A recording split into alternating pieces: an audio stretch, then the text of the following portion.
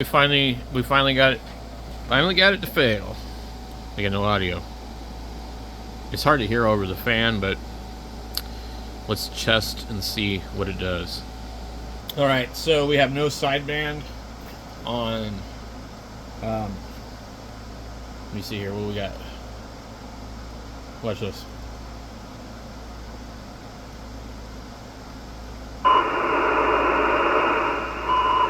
See that?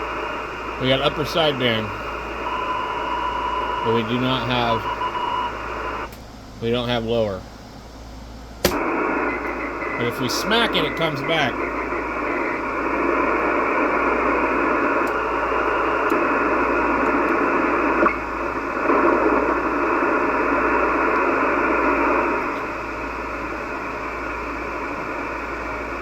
And then eventually, it'll probably slowly get quieter and quieter, and it will eventually just disappear.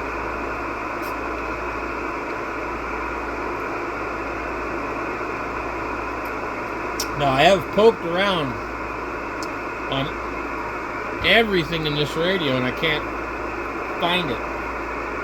Most of the time, I can't smack it and make it come back that easily.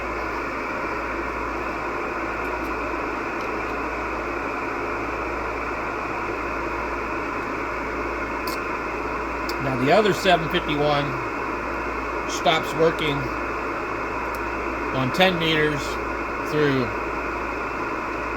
I don't know, 12 or something.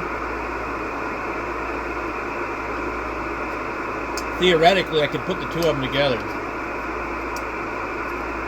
Now, I need to figure out which one is the newer one. You see it says IF shift.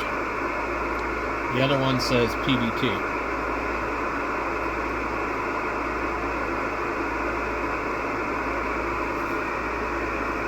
Now, honestly, I don't know the difference between PBT and IF shift, but there is some videos on it. This was 15 years ago. It may not even be in English.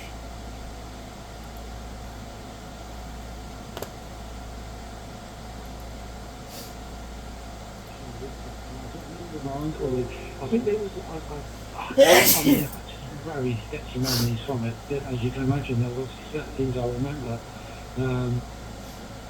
But I ended up with 3 bags full. They were like clear plastic, and they were just literally just full of just components. You know, those like die-cast aluminium boxes, transformers, all kinds of stuff. Really, it was just loads of components. I mean, for me, this stuff was like gold. I mean, I've always been fascinated with gadgets, you know, and everything I had. Where'd it go? Yeah. Hold on.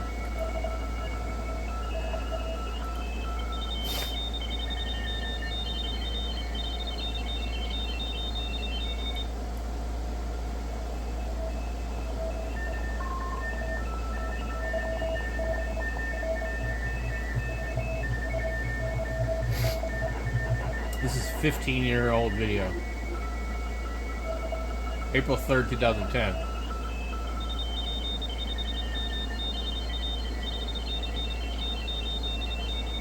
The 765 doesn't have both, does it?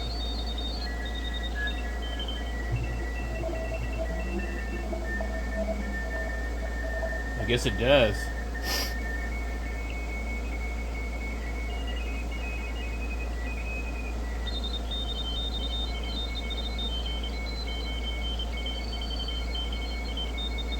Huh. Pretty interesting.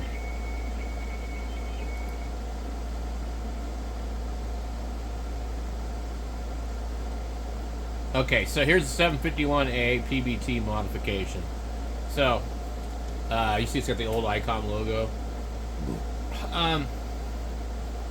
The IF shift 751 is identifiable by the concentric IF shift notch listed instead of PBT notch. Okay. Remove the top covers. Let's see.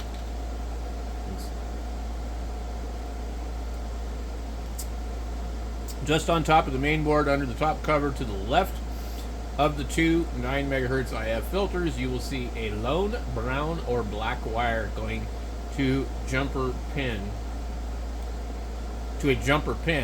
It is J17. Simply remove the wire from the pin and tape it so it will not short to anything. Then you have PBT with the center at the detent at the top. You can still turn PBT off by turning the knob fully counterclockwise, just like the IF shift. Interesting. Oh wow, yeah. I did not realize it did that. Okay.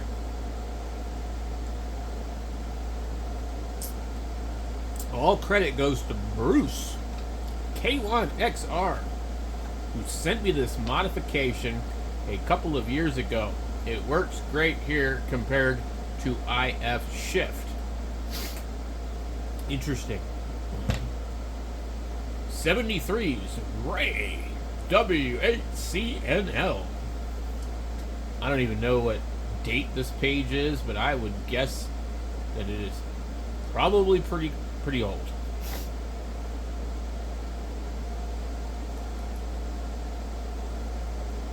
Let's go look for that wire.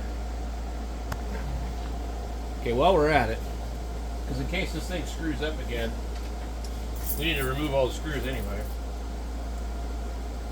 Now, with these nasty little brass screws, if there is any way that you can get a steel version of these screws, please do, because these things suck.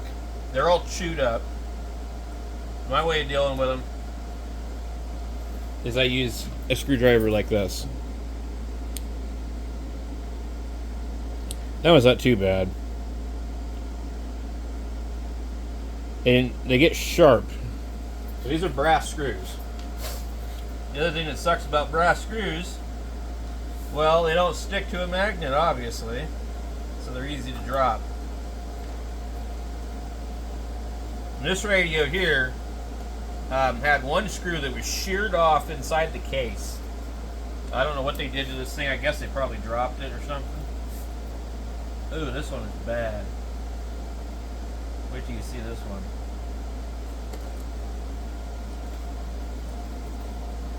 Oh my god. This is why I don't like brass screws, guys. They're not good. There's no reason. I don't know why they used them. They must have got a really good deal on them or something. That one's not too bad. But they're horrible to look at because that brass totally shows right through. So when you have really bad ones like that, it's best to get something like a flat blade screwdriver that's just going to sit right in there like that.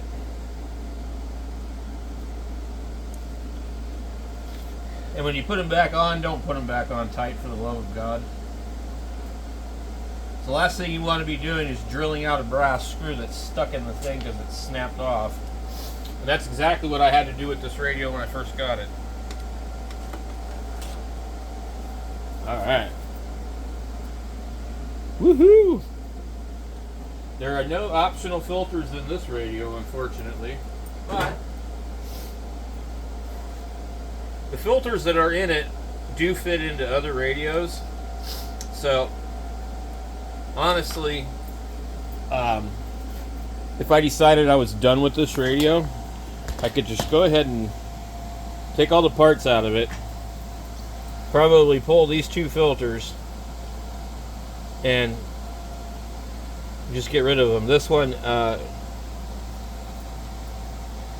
is soldered in, but I think it fits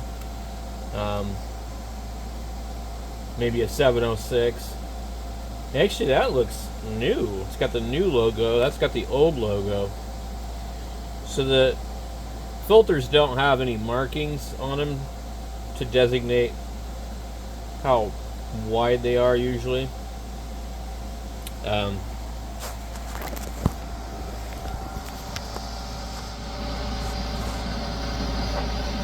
This one does, though. And why in the hell is it 9.0106? So that's a CW narrow filter. And I don't think it fits anything else because it's got to be soldered in. And you have the FL80 9.0115. And it's a 455 filter, I think.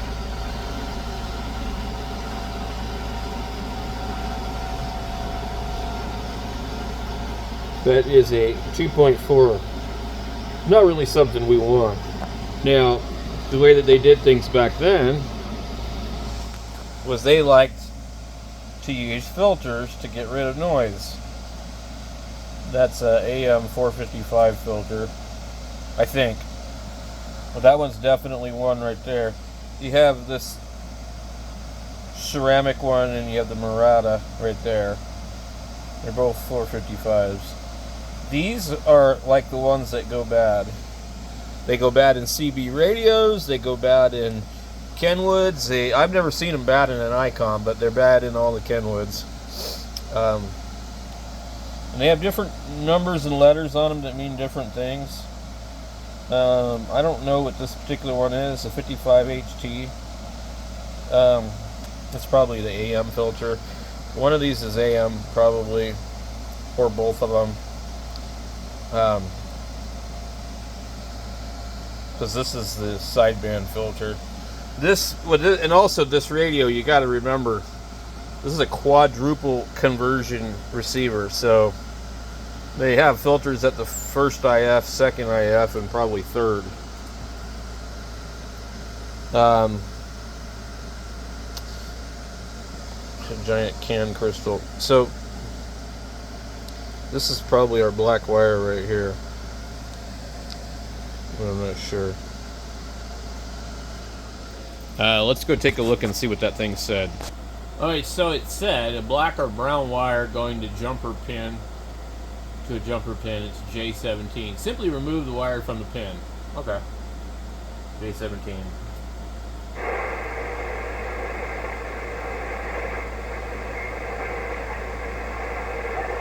It'd be nice if we could like find some signals.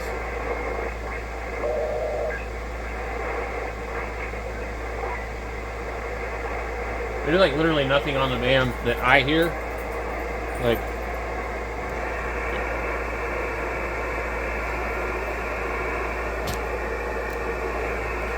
so J17.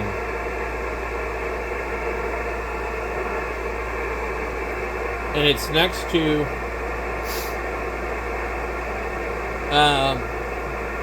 under the top cover to the left of the two 9 megahertz IF filters, you will see a lone brown or black wire going to jumper pin J17.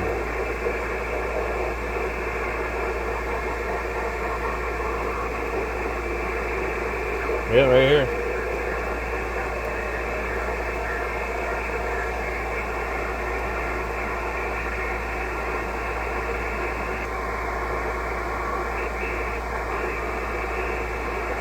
Sounds different. So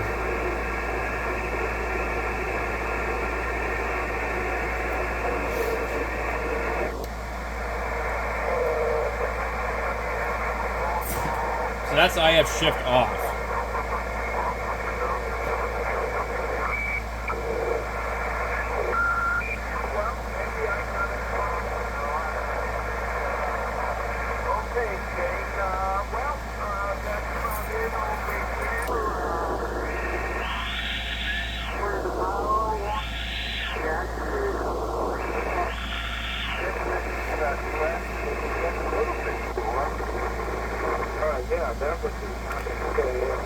Anyways, okay, Dave, no deal.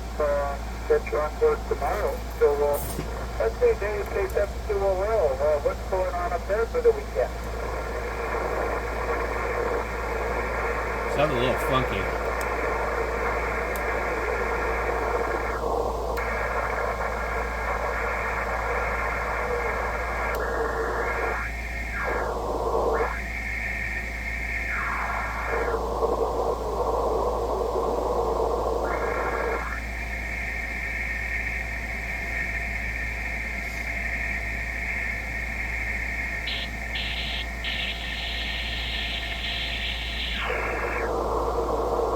really kind of...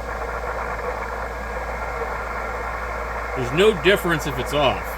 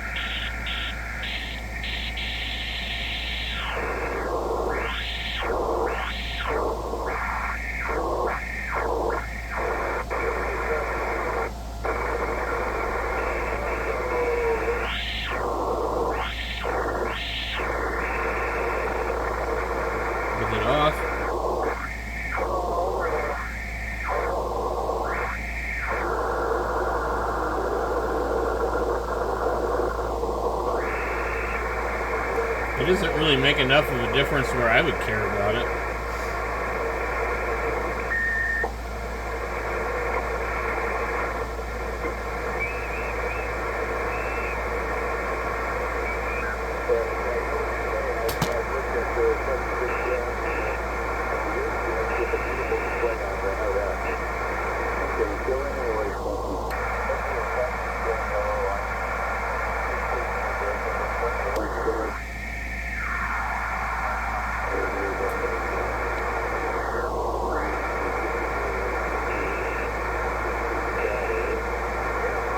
Kind of actually with the noise brings up the signal though. I'll get later down the log. I just heard John there wants to say hi. Over. It's 93 outside.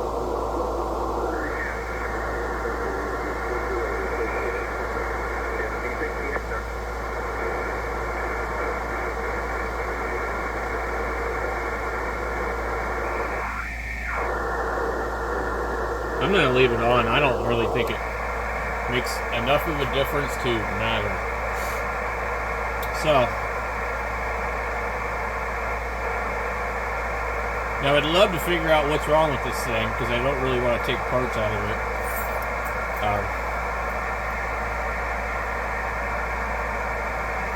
But I think it's going to be somewhere in this board where there's a problem. Because usually they use the filters to create the sideband.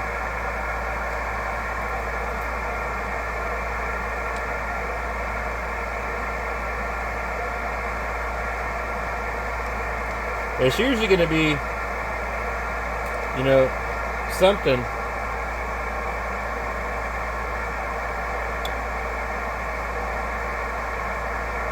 Some kind of, you know, connector. I replaced a bunch of capacitors in this one too. I've actually done quite a bit. Let's see, I think maybe I'm thinking of a different radio. These get pretty hot right here.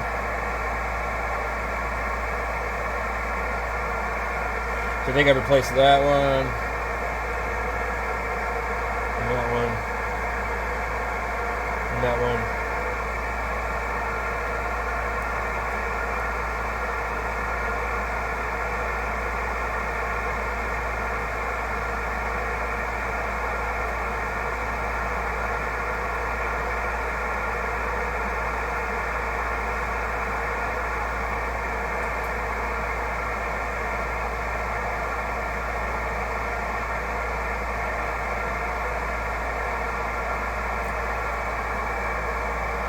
I don't know.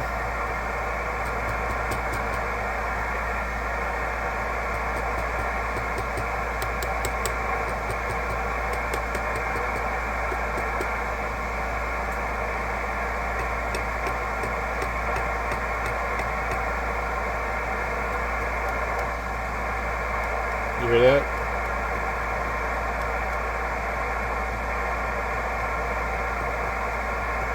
I just heard it change.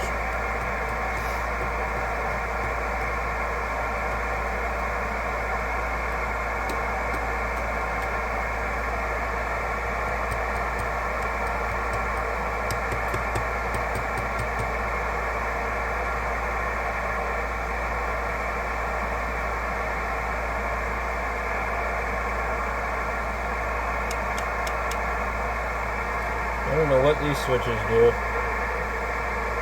They have a lot of switches on old Icoms. Well, I hope it ain't that crystal. You can't get any of these crystals anymore either.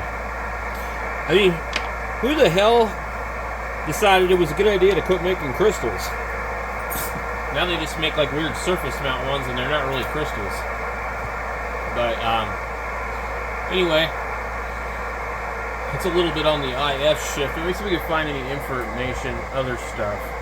Let's turn this thing off, sound-wise. I felt like it really didn't make a huge difference. And maybe it might on an actual signal. But listening to those two really weak signals I was able to pick up, it just really didn't make a big difference.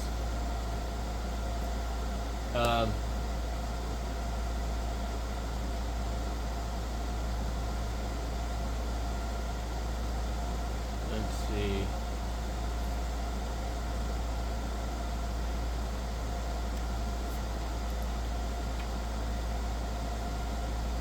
Now, I'm curious when they got sued.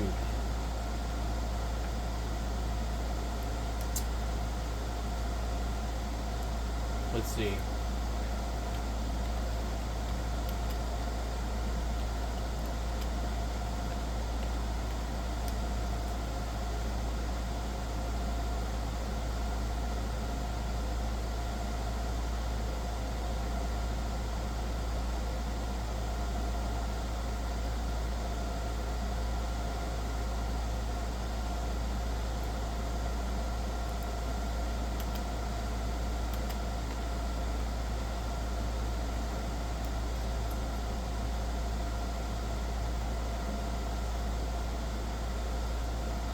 Icom faced a patent dispute regarding the PBT feature, which was originally patented by a Japanese engineer. The dispute was settled in 1990, allowing Icom to resume production and delivery of models like the 735 and the 751a with the PBT feature.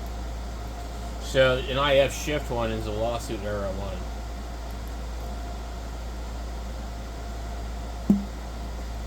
Overview.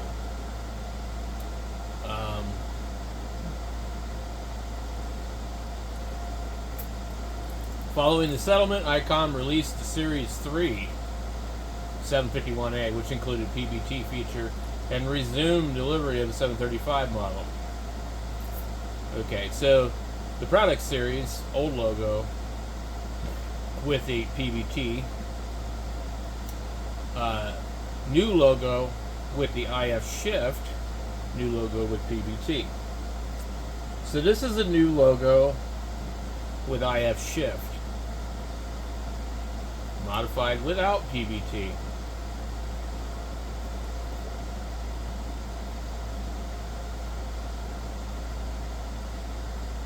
Pretty cool. Ask Duck AI. Lord of mercy.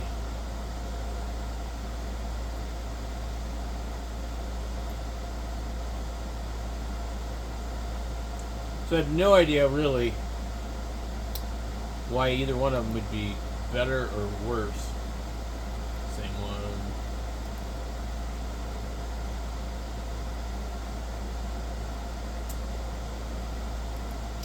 What does this person have to say?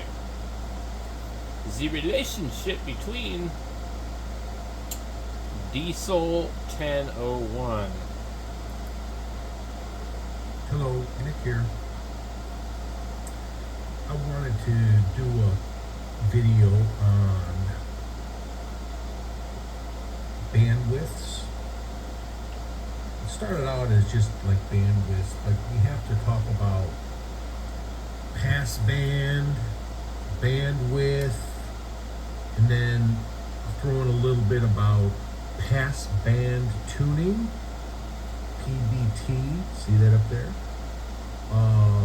Other radios might call it IF shift. Like the Kenwood 5000 has a button called IF shift, same thing as passband tuning. Although Icom, who coined the name, I don't know if it's copyrighted, but passband tuning, it's dual passband tuning because they give you two knobs to control it, and we'll see that when we start messing around. That's not the Anyway, same. let's start by talking about, and this is going to be remedial for a lot of you guys, and also remember, I am not an expert. This is my take on this, my opinion on this, and I guarantee you I will use some wrong terminology. But please correct me where you think I'm wrong, and I love learning. So anyway, let's start with what's a passband. So passband is the size of the area on the frequency spectrum that your radio is focused in with, Yeah, that's right. according to your current bandwidth selection. Now, on inexpensive AM radios, portables and stuff, you don't have an option. You get one choice for bandwidth, and it's what they give you. And most time, if it's like that, they don't even tell you what size it is. All right? But if you get into a sophisticated radio, some of them, you can set your own bandwidths anywhere from like 0 up to 9 or 10 kilohertz bandwidth.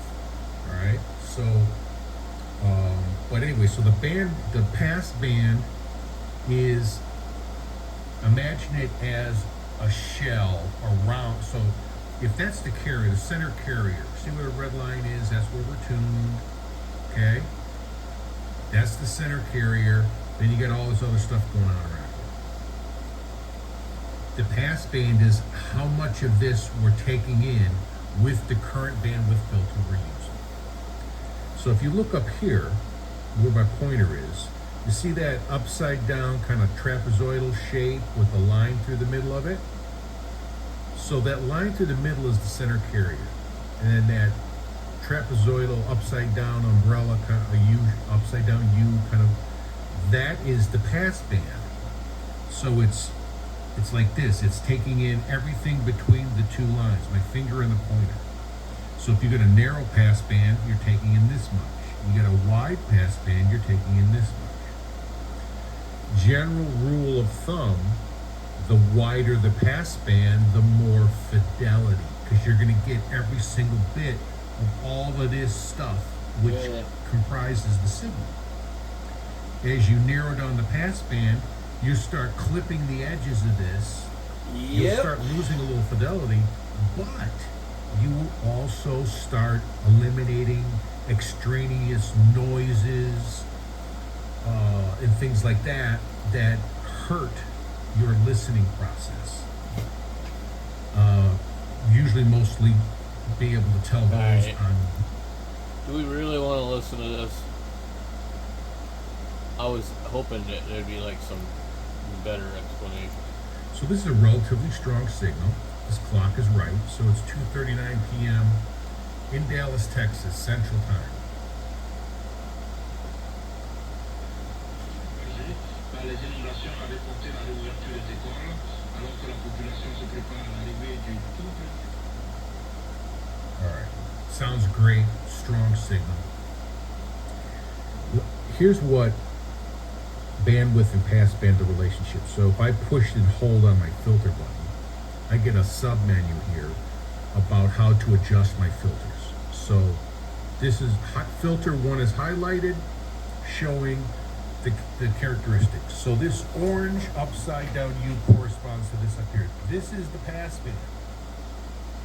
And see how it says minus 4500, and then there's no minus here, so it assumes plus. So you got 4500 plus, 4500 minus.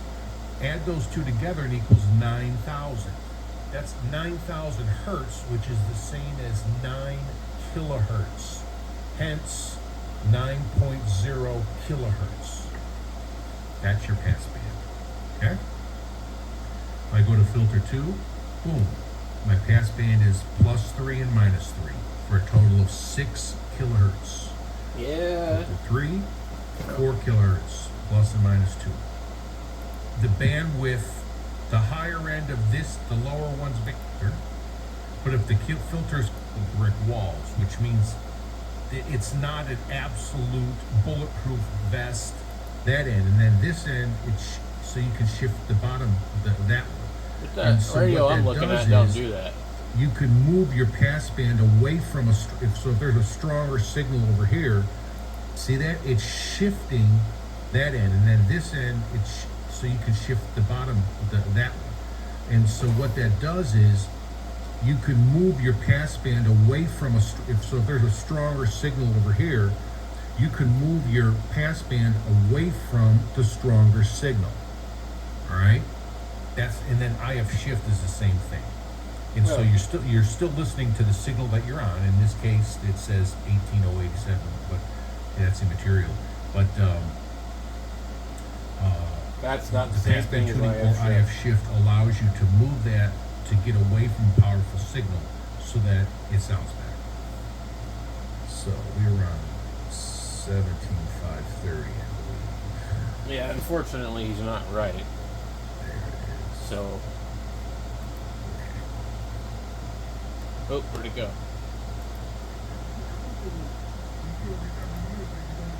Bandwidth 4 kilohertz. I wouldn't hear anything. That's not the case. 6, 7, we'll go at you. But with this super strong filter on. See that? Alright, anyway. I believe that the IF shift happens in a different stage than the passband. But I might be wrong. They're not the same because once you pull the wire on this, you're using something different. If they were the same, twin PBT is not the same as PBT or IF shift. Anyway.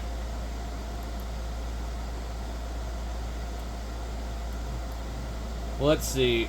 PBT versus IF shift diff. Let's just see what does AI have to say? Generating an answer. Passband tuning and IF shift are both controls using a radio receiver, but they serve different purposes. IF shift moves the entire passband of the receiver without changing its width. While PBT adjusts the width of the passband itself, allowing for better filtering of signals. Okay. So, if that's true, then PBT tuning is coming in on both sides and narrowing the whole thing up. But that's not what it sounds like it's happening on this radio when we do that. But that would make sense, though, that's normally what it would do. Let's see what this thing says here. Elecraft. Are IF shift and PBT the same thing? I'm assuming they produce the same effect. I have a Temtec Argonaut V that has PBT, but I've never used that feature, thus I don't miss it on the K2. I guess I just don't grasp what PBT would do for me that I can't do with RIT and a variable DSP filter on the Argonaut 5. However, I'm a CW operator. Someone commented that IF shift is more useful on SSB than CW. Why is that? Someone said, as far as I know, IF shift and passband tuning are the same thing, just different names to advertising hype folks to enjoy. The major benefit of passband tuning is that an interfering signal can be moved off the edge of that received passband without changing the pitch of the received signal, in my honest opinion. The same thing can be accomplished by reducing the receiver bandwidth. It matters not whether it's CW or SSB. If the offending signal is on the low side of the wanted signal, it will be necessary to reduce the low frequency content of the wanted signal. With a voice signal, there will be a lot of information lost if the passband does not contain energy in the 300 to 500 hertz range. So, cutting the low frequency offending signal will result in a loss of intelligibility of the wanted signal. Cutting the high frequency end is quite feasible and can be accomplished by using variable bandwidth filters provided in the base K2. Anyway, long explanation for somebody that said they didn't really know. The terms are often used interchangeably. It's like the terms biannual and semi-annual. Similarly, there is nothing about either of them that helps the average operator tell which one they're talking about. They're too vague. But there really are two different concepts here. I'll explain what I think they are and then explain why most implications don't really protect you against out-of-band signals. Okay. There are at least two kinds of shifting covered by these terms.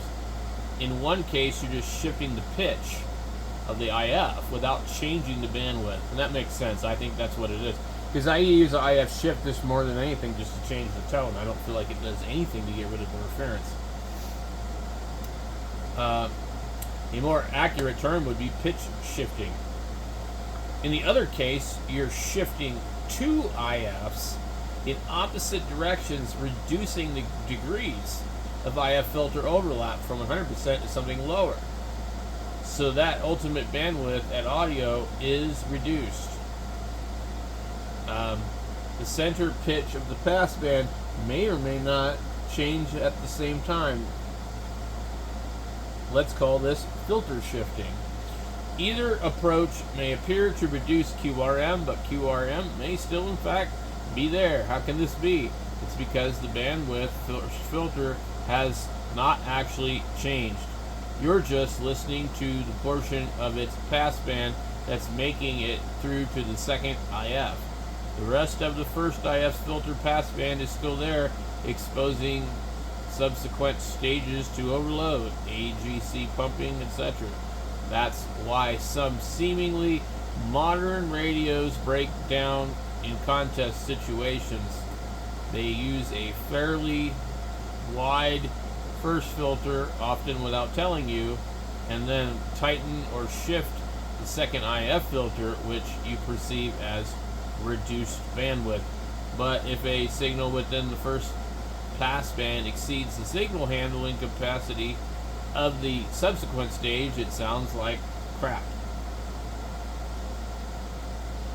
A much better approach to the filter shifting problem would be to actually narrow the first crystal filter, protecting all subsequent stages. This is why the K2's variable passband filter is such a great tool. You can narrow it down at the same time you narrow the DSP or audio filter. Of course, the variable passband filter is most useful to CW operators because it optimizes the narrow bandwidth, but it can certainly be used for SSB as well. Blah, blah, blah.